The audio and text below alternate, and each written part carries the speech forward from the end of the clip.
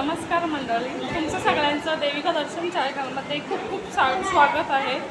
सगळ्यांना गणेश जयंतीच्या खूप खूप शुभेच्छा. तर मी आज आमच्या माहेरी म्हणजेच पारिवली गावातील गणपती मंदिर आहे, फार जुनं प्राचीन काळातील गणपती मंदिर आहे. तर तिथे आलेली आहे दर्शनासाठी. तर चला मी पुढे तुम्हाला दाखवते.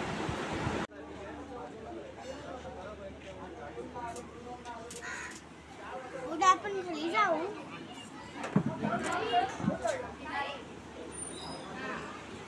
गणपती मंदिरामध्ये आपण एंट्री केल्यानंतर लगेचच शंकराची पिंडी सुद्धा आहे.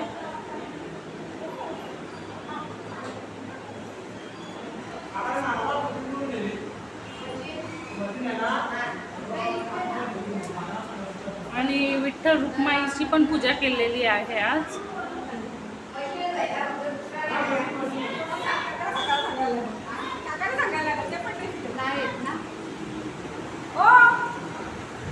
आणि मस्त गणपतीला आज सजवलं सुद्धा आहे.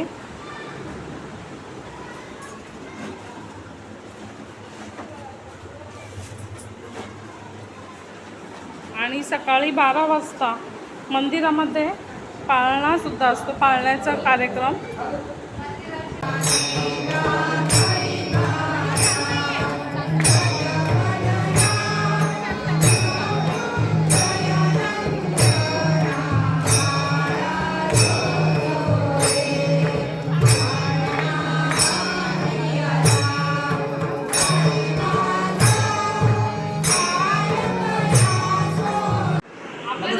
आपल्या जोडीला संतोष मुरलीधर निघते, ते पारिवली गावचे सदस्य आहेत. तर आपल्याला पूर्ण मंदिराची माहिती आपल्याला सांगता येते. नमस्कार, माझं नाव संतोष मुरलीधर निघते. हे मंदिर आहे, हे मंदिराला आता जवळजवळ 112 वर्ष झाली. 112 वर्ष म्हणजे माझे आजोबांच्या वडिलांना मूल बाळ काही नव्हतं. त्यांचं वय होतं जवळजवळ आजोबांच्या वडिलांचं 65वं वर्षी. तर तेव्हा त्यांनी असं नवस केला की मला जर गणपतीच्या याच्याने कृपेने जर मुलगा जर झाला तर मी गणपतीचं मंदिर बांधेन. आणि माझ्या आजोबांच्या वडिलांना त्या टायमाला त्यांच्या वयाच्या 65व्या वर्षी माझे आजोबा झाले. हे आजोबा गौरी गणपत निघते आणि ही आमची आजी आहे. यांच्या याच्याने कृपेने बाबांना जेव्हा आमच्या आजोबांना 1 वर्ष कंप्लीट झाला तेव्हा बाबांनी 1913ला या मंदिराची स्थापना केली त्यांच्या आजोबांनी. आणि तिथून आजतागायापर्यंत नित्य कुटुंबीय म्हणजे आम्ही, माझे काका निघते सर, अनिल गौर निघते, पांढरं गौर निघते, दिनेश निघते, ते नित्य फॅमिली याचा उत्सव आम्ही साजरा करतो. आणि हा गणपती असा आहे की कोणी कुठल्या बाबतीत एखाद्याला संतान वरद, त्या गणपतीचं नाव असे ठाकी असे याचं नाव आहे संतान वरद गणपती.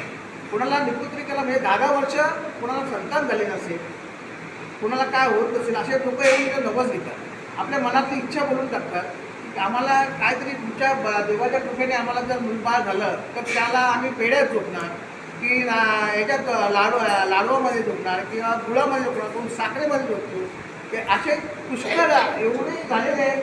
तर त्याच्या कृपेने प्रत्येकाला, याला 10 वर्ष झाले त्याला मुलबाळ झालेलं नाही, त्यांना मुलं झाले आहेत. काही जण तर माझ्या जोडीला, माझ्या आत्ता वय 52 वर्षे, माझ्या जोडीला माझ्या वर्गात शिकणारा मुलगा म्हणजे माझा मित्र आमच्याच गावचा, तर त्याला जवळजवळ 27व्या म्हणजे आत्ता म्हणजे त्याच्या 50व्या वर्षी त्याला मुलगा झाला. ते पण आमच्या मंदिरातून त्यांनी हे केलेलं. असा संतांवरती गणपती आहे आणि नित्य कुटुंबीय आम्ही त्याची सेवा करतो.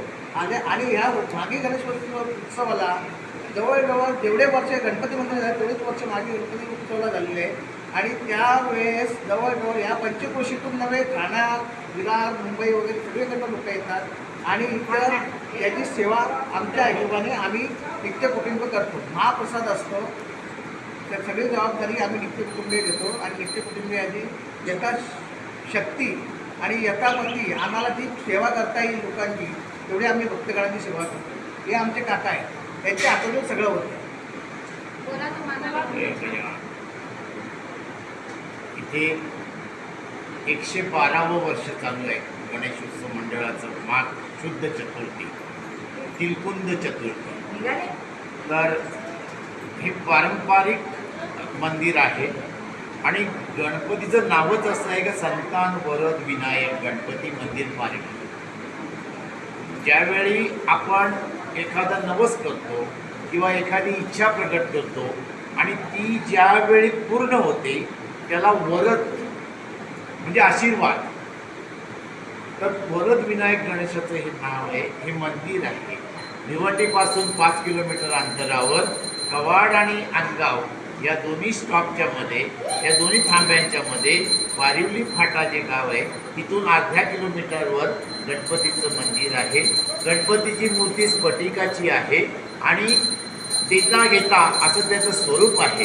तुम्ही जी जी इच्छा प्रकट कराल, जशी तुमची श्रद्धा असते, तसा तुमचा भाव असतो, जशी तुमची भक्ती असते, त्याप्रमाणे आमचा हा गणेश तुम्हाला वरदान देतो, पावतो आणि आशीर्वाद देतो.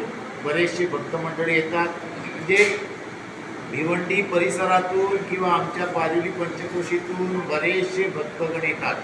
गणेश भक्त या दिवशी येतात. एवढंच नाही तर ठाणा, मुंबई, बेलापूर, तुमचं मीरा भाईंदर इकडून सुद्धा लोक येतात आणि ते आपले जे काही कारण असेल ते देऊन किंवा गणपतीकडे काय मागून पावन होतात.